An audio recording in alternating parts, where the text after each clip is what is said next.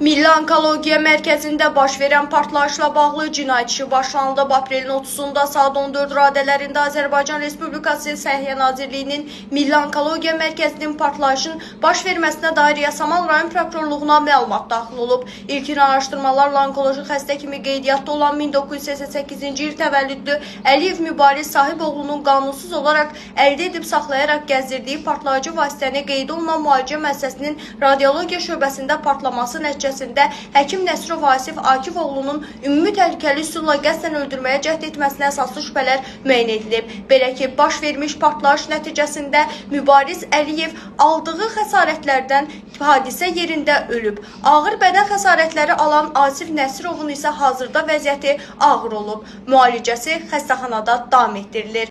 Aidiyyatı hüquq mühafizə orqanlarının əməkdaşlarından ibarət istintaq əməliyyat qrupu tərəfindən tibb sahəsində ekspertin iştirakı ilə isti izlər əsasında hadisə yerinə baxış keçirilib. Cinayətin izlərini əks etdirən maddi sübutlar müvafiq qaydada götürülüb. Meydin daxili və xarici müayinəsinin aparılması üçün məhkəmə tibb ekspertizası təyin olunub. Habelə digər zəruri prosesual hərəkətlər icra olunub. Fakt üzrə cinayət prosesual qanunvericiliyə uyğun olaraq dərhal Yasamal rayon prokurorluğunda Azərbaycan Respublikasının Cinayət Məcəlləsinin 29-120.2.4 ümumi təhlükəli üsulla adam öldürmə və 228.1-ci qanunsuz olaraq partlayıcı maddələr və qurğular əldə etmə, saxlama, daşıma və gəzdirmə maddələri ilə cinayət işi başlanıb. Hazırda cinayət işi üzrə ibtidai istintaq davam etməklə hadisənin baş vermə şəraiti və səbəbləri, partlayıcı maddənin əldə edilmə mənbəyi və digər sübut edilməli olan halların müəyyənləşdirilməsi istiqamətində aidiyyatı hüquq mühafizə orqanları ilə birgə zəruri istintaq və əməliyyat axtarış tədbirləri